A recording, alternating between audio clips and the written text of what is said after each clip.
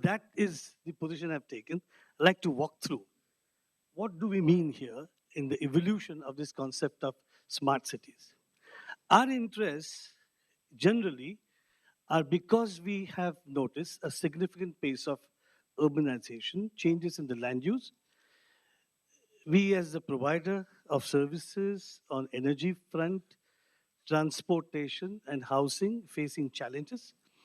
At the same time, our concerns on the frontiers of sustainability, where we are interested how do we cope up with our resource consumption, how do we manage our waste emissions, how do we look after health of the community, having recognized the importance of climate change, how do we reflect it to make the city as resilient as possible, how do we address the risks. We all know the situations in the cities are unsustainable. We need to address them in a proactive manner. We need a strategic approach. We are not going to solve this problem by doing projects. That's period. This is not a place of a city, an urban space, where I do 5 projects and I call this as a city moving towards sustainability. We have to be away from the project centric, or I would say project limited approach, and we have to have a participatory process involving everybody. We got to be process driven. This is not going to be sustainable if we don't follow these 2 principles of following a process and involving people, not looking at people that just dumb to accept what we give. Years ago, in 2000, ministers of different states of India came together, ministers of environment, and coined a program called EcoCity. And this was coordinated by the Central Pollution Control then. And this project ran like a Santa Claus. And people used the budgets to build fountains, to replace broken waste bins by better bins, planted trees. And they call this as Eco City. The budgets, when they were exhausted, the cities which were dotted with projects which looks very sexy, again were back to where they were before. There was an experiment then done in Kumarkom, Kottayam, where we attempted a process-driven approach involving people. 800 children in city of Kottayam went through a painting competition to dream how they would look at their city. And the nice, lovely pictures which came out of it were put on the hoardings of the buses. They made a logo out of it, and people got involved. I still remember we called 60 people who mattered in Kottayam, put on the walls the map of Kottayam, gave everybody a red and a green pen, and people walked to the wall to say what's wrong in this city and what's good, which needs to be replicated. And we collected these 4 maps. We made a city action plan for city sustainability. We involved people. That was a process-driven approach. A few years ago, I worked for a year and a half in Sangli Miraj Kupwad because Minister then Jayant Patil was keen that something should be done. And it took me 18 months to spend in Sangli Miraj Kupwad to prepare a plan of Eco City, which finally had to be presented to the council and get it approved. It was a process which was very hard. We had to really work against the wall. But that gave me an understanding what do we mean in preparing a city action plan on sustainability. And that was quite a learning. The World Bank added to Eco 2 and called as the Eco 2 cities. And the whole idea was to emphasize economic advantage of going green. And then they produced some of the wonderful guidance manuals and did few pilots. And that was more recently picked up by the Asian Development Bank, calling the program as Green Cities, which is energy environment embedded, 2 capital E's. And one even would say ecology, economy embedded within green term, and launched this program. And as a pilot, Indonesia, Malaysia, Thailand triangle picked up city of Malacca as a case. And right now, I'm working in the city of Malacca, in the state of Malacca.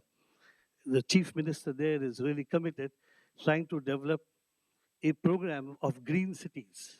We are using their very interesting mobile applications based on gamification, where a citizen of Malacca, a tourist to Malacca, Malacca has 1 million people living, 14 million tourists coming in. So right from Kuala Lumpur airport, how do you get onto this mobile app and earn green points as you live green? It's a very interesting experiment of gamification. How do we make people not just aware, but addicted to become green and act? That's more important than making just the plans. And that was one reason. The World Health Organization came with this. That's not me. I don't want to be that, but healthy cities. Yeah. And what is interesting as a healthy linked to the term livable city, changing the way we live. So it's not about a smart infrastructure, but a smart mind which we need to get created. That's much more daunting than creating just the infrastructure. And you weave in wellness, action in terms of play, and nutrition. And these became interesting thematics, the way we draw this diagram for sustainability as environment, economic, and social. Obviously, today we add one more circle of being ethical, and that's also equally important when we define sustainability. So, healthy cities became another term and programs driven through WHO. That widened the canvas in terms of the term sustainability and the interesting elements which were brought in, apart from what was talked in the eco-city thinking, was governance, equity, at the same time diversity and community well-being. So this became another terminology to describe how do we go about towards sustainability in cities.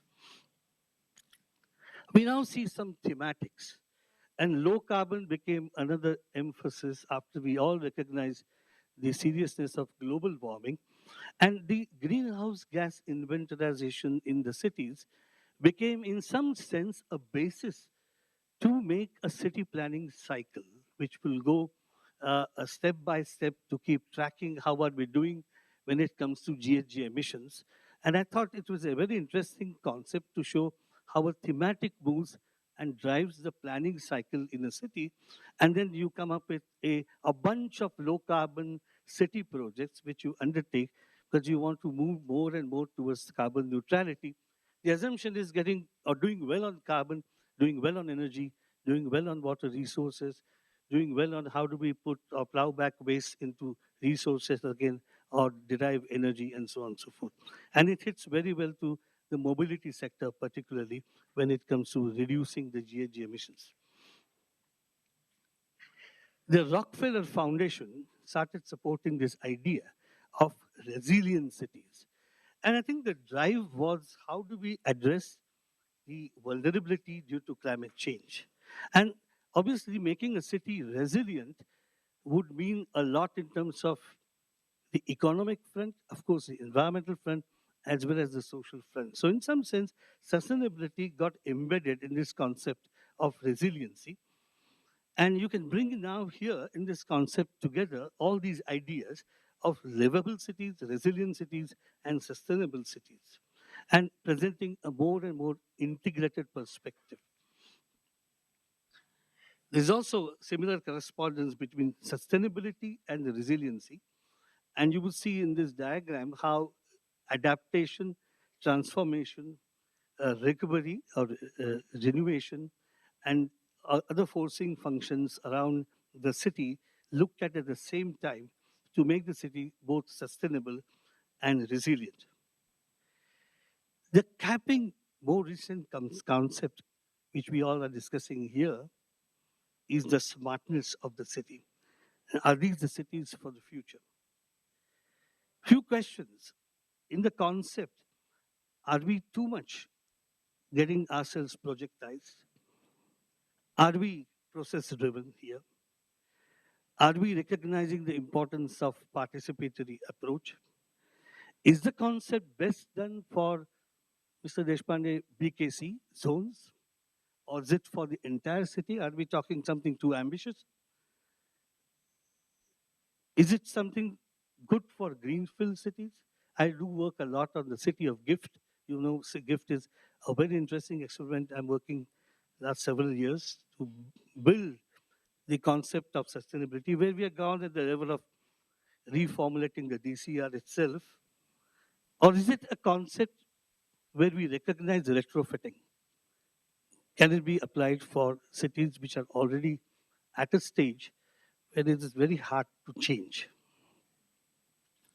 There could be combinations where we bring in low carbon interests and smart cities, but you won't be able to see this slide. It's pretty busy in text.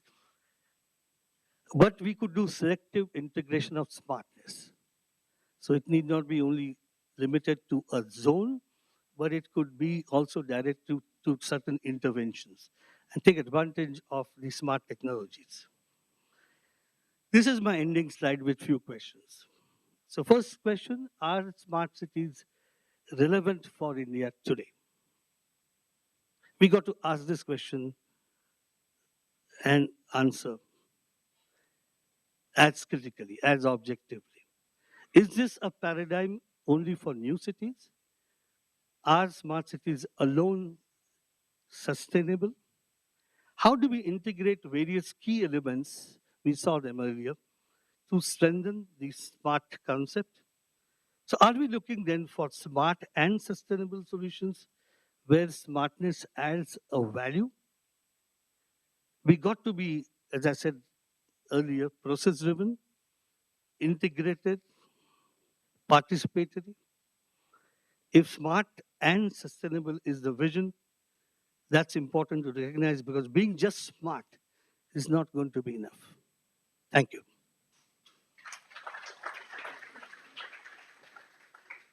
Thank you very much. Very pointedly brought out the issues, and the last slide is really one which you can take for brainstorming.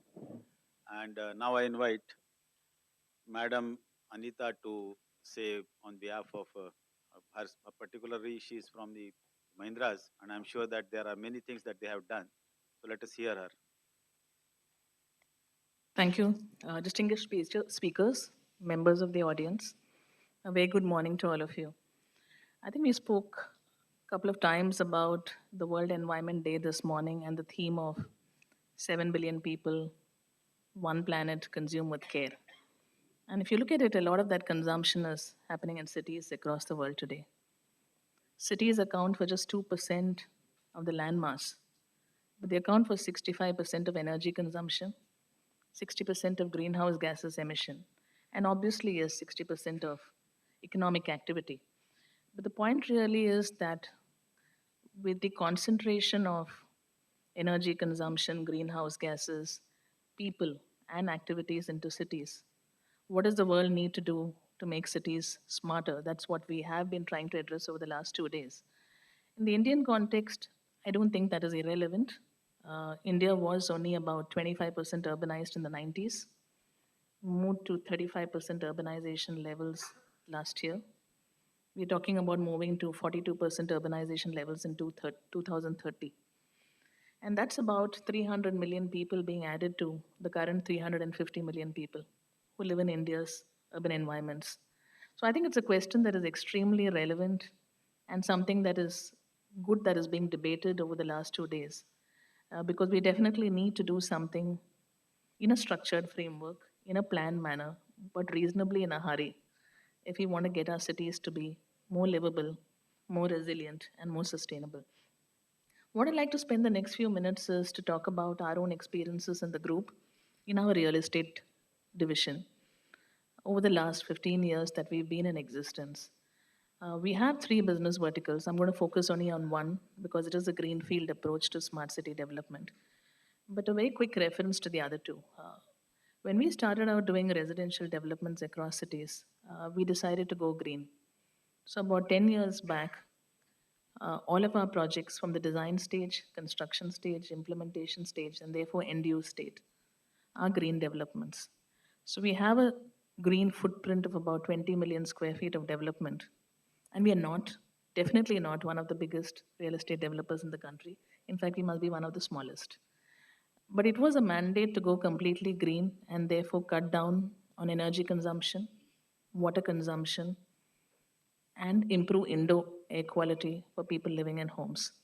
Today, we've actually gone out and done living building assessments to test the efficacy of that proof of concept that we were trying to establish. And we found that some of the projects we've completed and have people living there for the last 3 years are actually seeing 25% lower energy consumption, 23% lower water consumption, and a superior indoor air quality. So that to us has been a fitting response to how do we go more and more into at least reducing the energy and water consumption footprint of the buildings that are put out there. I think most of you must be aware that we often think a lot of energy consumption happens in industry. Buildings account for 30 to 35% of energy consumption in the country today. And for us, that was an important imperative to look at really how do we look at completely going green on all our buildings so that we at least reduce the consumption footprint of CO2 that we generate in the atmosphere. That was one approach to what we defined as looking at sustainable urbanization. The second is very new, it's just less than 2 years old, is the whole entry into the space of low cost housing. To me, that again is part of sustainable urbanization because it is about social inclusion. It is about ensuring that you don't have slums in the environment around you. How do you plan housing to include a lot more people?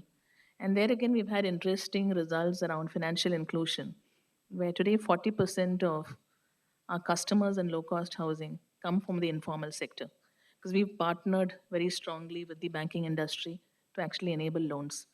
But what I'll spend the next 10 minutes on is our third area of operation, which is the Mahindra World City.